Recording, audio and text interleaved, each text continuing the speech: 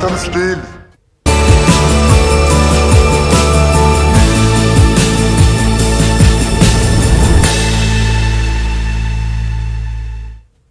नमस्ते बिहार, मैं हूं आपके साथ शिप्रा झा। बुलेटिन की शुरुआत करेंगे बड़ी खबर के साथ और एक बड़ी जानकारी आपको दे दें। बीएसएससी ने 23 दिसंबर को हुई प्रथम चरण की परीक्षा रद्द कर दी है और फिर से परीक्षा अगले 45 दिनों के भीतर ली जाएगी। पेपर लीक मामले में फजीहत के बाद हुई जांच रिपोर्ट के आधार पर बीएसएससी ने यह फैसला लिया है। आयोग ने इस संबंध में प्रेस रिलीज जारी कर परीक्षा रद्द होने की जानकारी दी है। परीक्षा शुरू होने के करीब 1 घंटे बाद प्रश्न पत्र सोशल मीडिया पर वायरल होने लगा था, जिसके बाद आयोग से लेकर शिक्षा विभाग में हड़कंप मच गया था। बाद में वायरल पेपर परीक्षा के प्रश्न पत्र से हूबहू मिल गया था, जिसके बाद जांच का जिम्मा ईओयू को दिया गया था। मुख्यमंत्री और शिक्षा मंत्री ने भी पेपर लीक मामले की गंभीरता से जांच कराने और रिपोर्ट के आधार पर कार्रवाई का आश्वासन दिया था। जांच के दौरान ये बात सामने आई है कि मोतिहारी के शांति निकेतन जुबली स्कूल से ही प्रश्न पत्र लीक हुआ था और इस संबंध में स्कूल के एक शिक्षक एसएन ज्योति सहित 5 लोगों को गिरफ्तार किया गया था। मामले की जांच के लिए खुद आयोग के अध्यक्ष रविंद्र कुमार भी मोतिहारी के इसी स्कूल में पहुंचे थे। शिक्षकों से घंटों उन्होंने पूछताछ की थी। बता दें कि 23 दिसंबर को राज्य के सभी 38 जिलों में 528 केंद्रों पर 2 पाली में परीक्षा आयोजित हुई थी, जबकि 24 दिसंबर को एक ही पाली में परीक्षा हुई थी।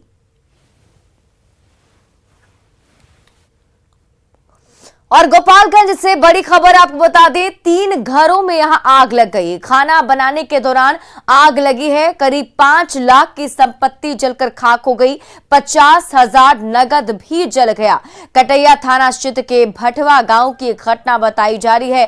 फायर ब्रिगेड की टीम ने ग्रामीणों की मदद से किसी तरीके से आग पर काबू पाया और ये भीषण आग की तस्वीर हम आपको दिखा रहे हैं। जब देखिए एक एक करके 3 घर इस आग की चपेट में आ गए और कैसे धू धू करके आशियाना उनके आंखों के सामने जल गया। बताया जा रहा है कि 50,000 रुपए नगद भी घर में रखे हुए थे, जो जलकर खाक हो गए और इसके साथ ही लाखों की संपत्ति का नुकसान हुआ है। बताया जा रहा है खाना बनाने के दौरान अचानक आग भड़की और उसके बाद एक एक करके 3 घर उस आग की चपेट में आ गए।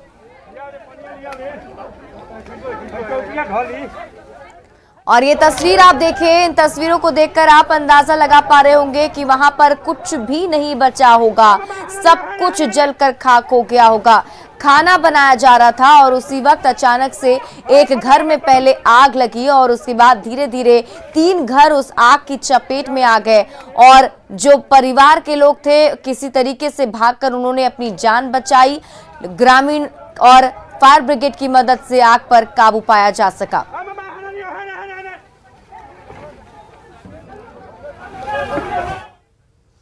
और बेगूसराय से बड़ी खबर आपको बता दें, ऑटो पलटने से एक शख्स की मौत हो गई। इस हादसे में 10 लोग गंभीर रूप से जख्मी हो गए हैं।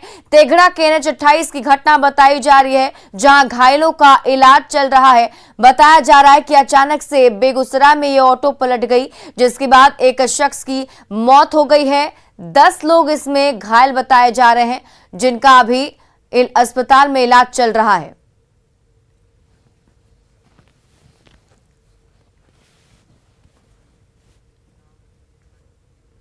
सारण जहरीली शराब कांड के बाद दूसरे जिलों में भी प्रशासन की टीम लगातार शराब को लेकर अभियान चला रही है।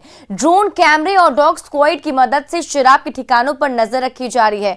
पुलिस ने तेघड़ा, नावकोठी, नया गांव थाना सहित कई इलाकों में छापेमारी कर करीब 48 शराब की भट्टी को ध्वस्त किया। साथ ही शराब बनाने वाले उपकरण को भी नष्ट कर दिया है। वहीं 24 घंटे के भीतर 14 धंधेबाजों को भी हिरासत में ले लिया गया है। 24 घंटे में इसमें बड़े पैमाने पे कार्रवाई हुई है। पिछले 24 घंटे में हमारे जो दियारा क्षेत्र हैं उसमें बेगूसराय पुलिस ने स्पेशल ब्रांच और एक्साइज के साथ मिलकर करीब 45 भट्टियों को ध्वस्त किया है, जिसमें करीब 7,000 लीटर अर्ब निर्मित कच्ची शराब को नष्ट किया गया है। इसके अलावा नावकोठी थाना के बूढ़ी गंडक नदी के आसपास हम लोग ने एक भट्टी को ध्वस्त किया है।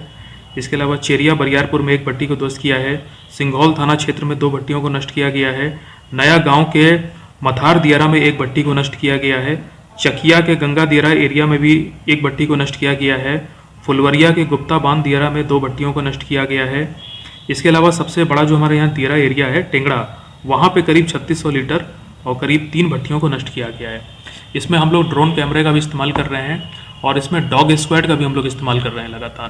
तो पूर्ण शराबबंदी वाले बिहार में हाल ही में जहरीली शराब कांड से 80 से ज्यादा लोगों की जान ले ली, जिसके बाद शराब के खिलाफ पुलिस और प्रशासन ने महाअभियान छेड़ रखा है। लेकिन शराब माफिया इन सब से बेपरवाह होकर अपने धंधे में अभी भी लगे हुए हैं और शहर शहर नए साल के जश्न में जहर घोलने की तैयारी किए बैठे हैं। लेकिन पुलिस भी इनके मंसूबों को नाकाम करने में जुटी हुई है। नए साल के जश्न में जहर घोलने की तैयारी।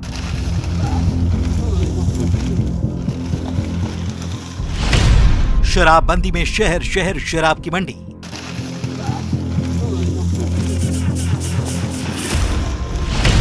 शराब के धंधे पर एक्शन ताबड़तोड़।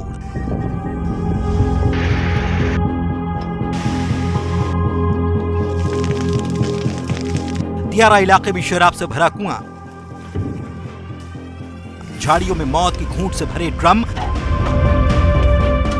और पुलिस का ताबड़तोड़ एक्शन बता रहा है कि बिहार में किस तरह की शराबबंदी है। फिर भी अगर प्रशासन गफलत में है तो गोपालगंज में गंडक के दियारा इलाके की यह तस्वीर देख ले, जहां पूरे इलाके में शराब की खेती हो रही है। चाहे दियारा की जमीन हो या झाड़ियां, यहां सिर्फ और सिर्फ शराब की खेती हो रही है।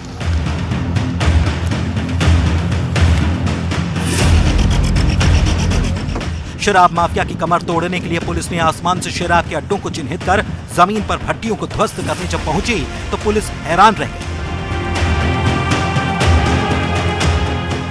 सारण के सीमावर्ती इलाके केसरिया और कुंद्रापुर गांव में जगह जगह शराब की भट्टी चल रही थी। कहीं शराब का कुआं खुदा था तो कहीं शराब के सैकड़ों ड्रम भरे थे। पुलिस ने कार्रवाई के दौरान हजारों लीटर देसी शराब और भट्टियों को ध्वस्त कर दिया। और इसके पहले कि नए साल के जश्न के मौके पर लोगों की जिंदगी में ये शराब आग लगाती, पुलिस ने भट्टियों को ही आग के हवाले कर दिया। कुंद्रापुर दियारा है बैकुंठपुर में, तो हम लोग रेगुलर उस पर छापामारी करते हैं। आज भी छापामारी हुई है, उसमें 2 भट्टी जो है वो मिला है और गुड़ का पास है लगभग 5000 लीटर। तो उसको हम लोग वहीं घटनास्थल पर ही उसका विनष्टीकरण किए हैं और जो शराब बनाने का उपकरण था उसको भी विनष्ट किए हैं। गोपालगंज के बाद भागलपुर की तस्वीरें भी देख लीजिए, जहां एक दिन पहले भी दियारा इलाके में देसी शराब की दर्जनों भट्टियों को ध्वस्त किया गया था। लेकिन शराब माफिया का हौसला कानून और कार्रवाई से कहीं ज्यादा बुलंद है और हर दिन शराब की मंडी सज रही है।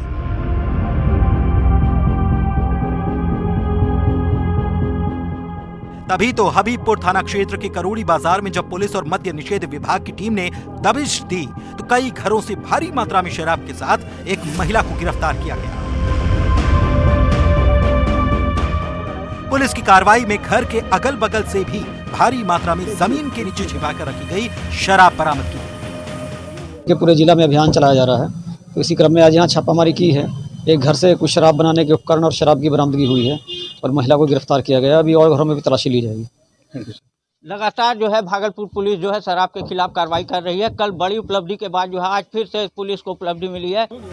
सारण में जहरीली शराब कांड में 80 से ज्यादा लोगों की मौत के बाद भी मौत के सौदागरों में कोई खौफ नहीं। पटना में अब भी बदस्तूर शराब का खेल जारी है। मसौड़ी में कदम कदम पर हजारों लीटर शराब दफन, जिसे पुलिस की टीम ऐसे खुदाई कर रही है जैसे किसी ऐतिहासिक धरोहर की खोज में लगी है। शराब माफिया की तरकीब के आगे पुलिस की हर तकनीक फेल है और कागज पर पूर्ण शराबबंदी का सच जमीन से निकलने वाली शराब बता रही है कि ये कैसी शराबबंदी है।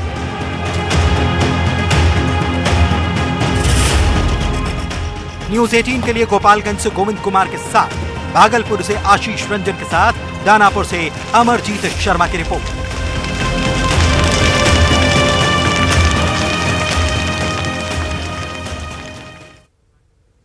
जहरीली शराब कांड से 80 से ज्यादा लोगों की जान जाने के बाद एक तरफ जहां पुलिस और मद्य निषेध विभाग की टीम शराब के खिलाफ ताबड़तोड़ कार्रवाई कर रही है, वहीं अब आम लोग भी शराब के धंधेबाजों को सबक सिखाने में जुट गए हैं।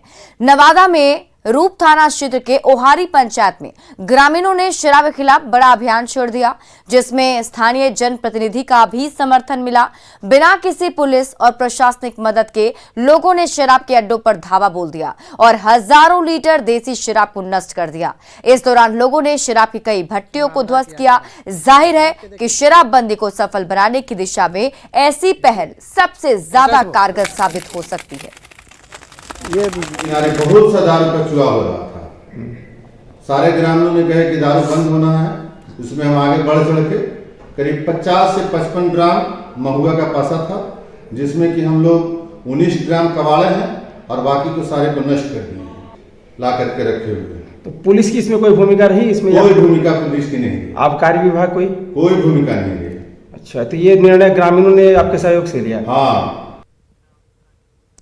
छपरा में एक शख्स की दबंगई का वीडियो सामने आया है। इस वीडियो में एक शख्स हाथ में कुदाल लेकर पहले तो गाली गलौज करता है और उसके बाद घर के बाहर लगी एक गाड़ी में जबरदस्त तोड़फोड़ करके गाड़ी को क्षतिग्रस्त कर देता है।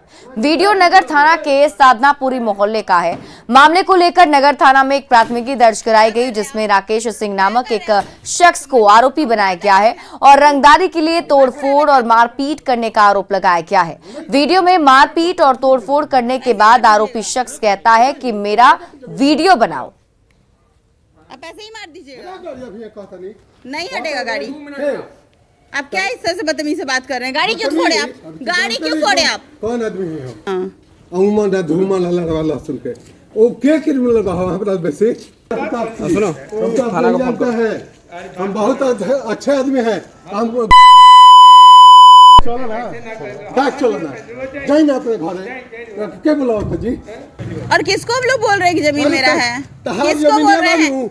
हम लोग किसको बोले हैं? हम लोग किसको बोले हैं? अभी तुम बोले। मोतिहारी में महिला, दलित और अल्पसंख्यक सशक्तिकरण समारोह का आयोजन किया गया। समारोह का उद्घाटन पूर्व केंद्रीय कृषि मंत्री और बीजेपी के राष्ट्रीय उपाध्यक्ष राधा मोहन सिंह ने किया। इस मौके पर सांसद राधा मोहन सिंह ने कहा कि सबके विकास के लिए राजनीति में माफिया अपराधियों की जगह नहीं होनी चाहिए।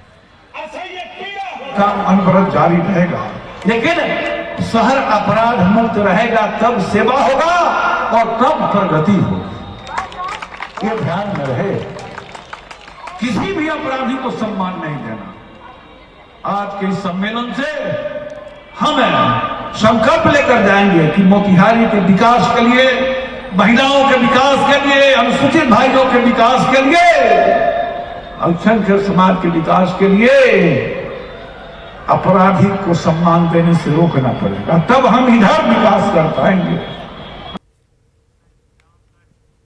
बिहार के अल्पसंख्यक कल्याण मंत्री जमा खान ने दिल्ली में केंद्रीय मंत्री स्मृति ईरानी से मुलाकात की और पहली कक्षा से 8वीं कक्षा तक बंद छात्रवृत्ति को फिर से चालू करने की मांग की है। स्मृति ईरानी से मुलाकात के बाद जमा खान ने कहा कि पहले पहली कक्षा से 10वीं तक के बच्चों को छात्रवृत्ति मिलती थी, लेकिन उसे बंद कर दिया गया और मौजूदा हालात में सिर्फ 9वीं और 10वीं के बच्चों को ही छात्रवृत्ति मिल रही है।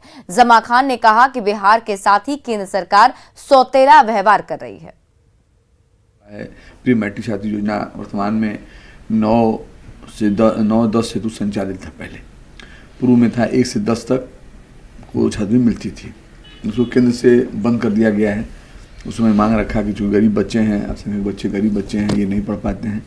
पहले मिलता रहा है, 1 से लेकर 10 तक बच्चों को न बंद किया जाए।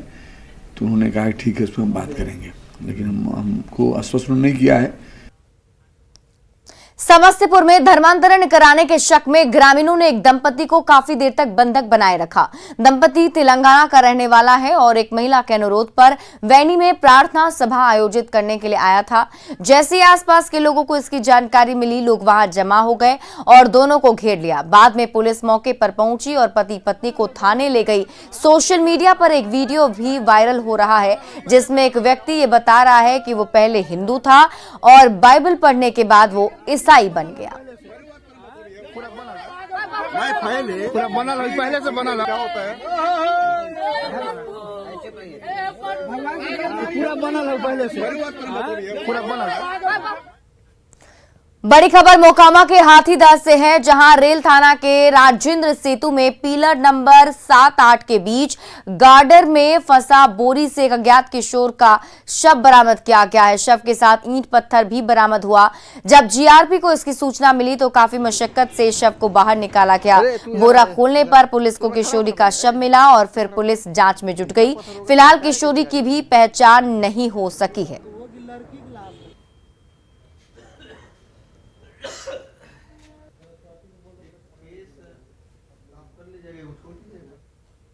गया में 4 विदेशी पर्यटकों में कोरोना की पुष्टि हुई, लेकिन अब यह आंकड़ा बढ़कर 11 हो चुका है, जिसके बाद स्वास्थ्य महकमे में खलबली मच गई।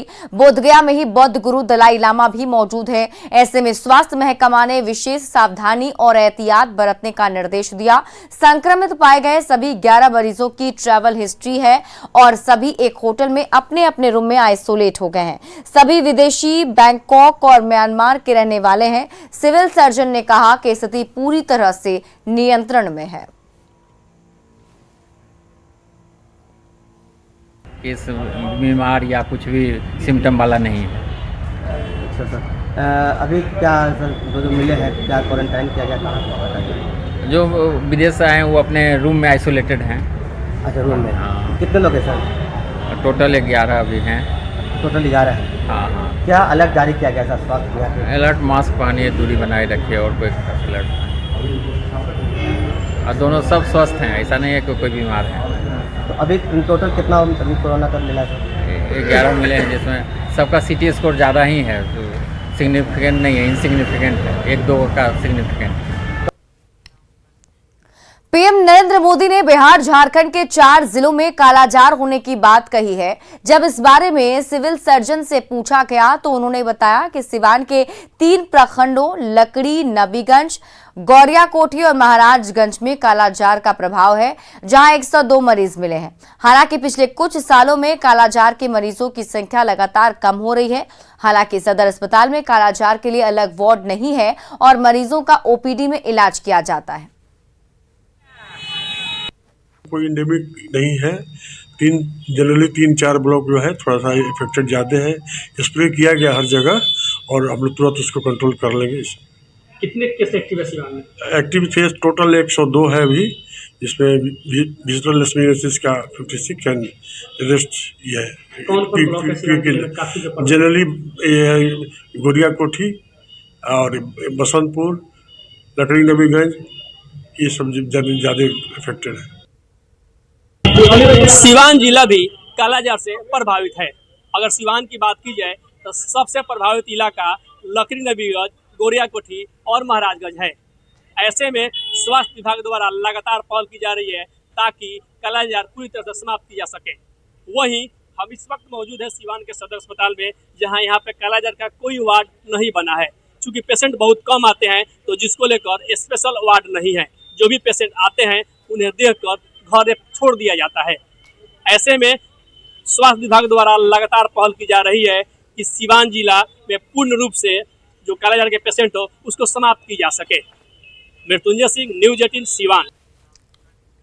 गोपालगंज में न्यूनतम तापमान में तेजी से गिरावट आई है। तापमान 9 डिग्री तक पहुंच चुका है। पछुआ हवा के साथ पड़ रही प्रचंड ठंड ने कपकपी बढ़ा दी है। आलम यह है कि लोग चौक चौराहे पर ठंड से बचने के लिए अलाव का सहारा ले रहे हैं। गोपालगंज से मौसम का हाल बता रहे हैं संवाददाता गोविंद कुमार। गोपालगंज में न्यूनतम तापमान में लगातार गिरावट दर्ज की जा रही है और आज जो है तकरीबन 4 डिग्री न्यूनतम तापमान में गिरावट आई है। और आज का तापमान की बात करें तो सुबह का तापमान है तकरीबन 9 डिग्री और ऐसे में जो पछुआ हवा की वजह से ठंड है, ठंड का प्रकोप बढ़ गया है। जो लोग हैं चौक चौराहों पर अलाव का सहारा लेने के लिए मजबूर हैं। कड़ाके की ठंड पड़ रही है, ऐसे में ठंड से बचाव के लिए चौक चौराहों पर अलाव का सहारा लोग ले रहे हैं ताकि ठंड से वो बच सकें। इनसे ही बात करते हैं।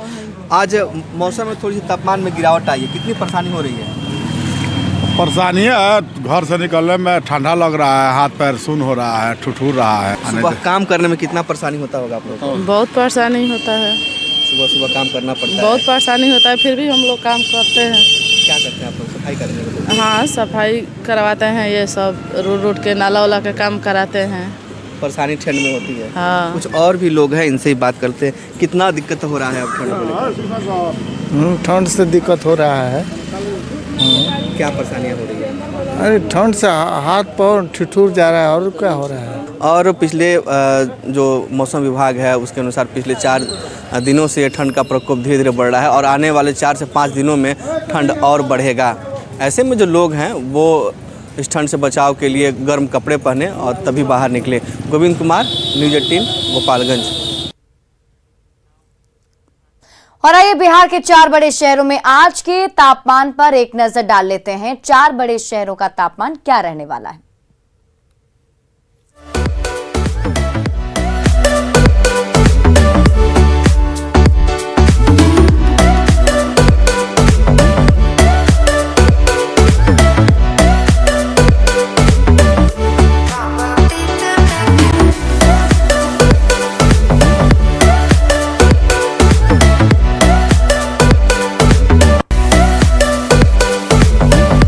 अब आपको बिहार के प्रदूषित शहरों के बारे में बताते हैं, एक नजर डाल लेते हैं 4 बड़े प्रदूषित शहर पर, जिसमें सबसे पहले नौगछिया, जहां AQI लेवल 312 दर्ज किया गया। यहां की हवा प्रदूषित बताई जा रही है। दरभंगा की बात करेंगे और शहर की, तो वहां पर 304 AQI लेवल दर्ज किया गया है। यहाँ की हवा भी खराब बताई जा रही है। लोगों को तकलीफ जरूर यहाँ पर होगी। और इसके साथ ही आगे बढ़ते हुए बात कर लेते हैं अगले शहर की, राजधानी पटना की। अगर बात की जाए तो राजधानी पटना 232 यहाँ पर AQI लेवल दर्ज किया गया है। हालांकि कुछ दिनों के अगर AQI लेवल को देखा जाए तो ये थोड़ा कम जरूर है, थोड़ी राहत की बात है, लेकिन फिर भी यहाँ पर भी हवा खराब बताई जा रही है। और बढ़ते हैं आगे, अगला शहर छपरा, जहां 227 AQI लेवल दर्ज किया गया है। यहां की हवा भी प्रदूषित है। साथ ही साथ अगर बात कर लें अगले शहर की, तो अगला शहर है आरा, जहां 225 AQI लेवल दर्ज किया गया है।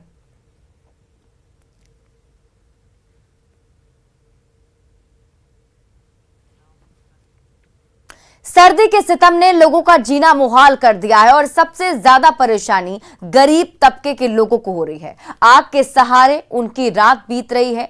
बक्सर में लोगों का कहना है कि प्रशासन की ओर से कोई व्यवस्था भी नहीं की गई।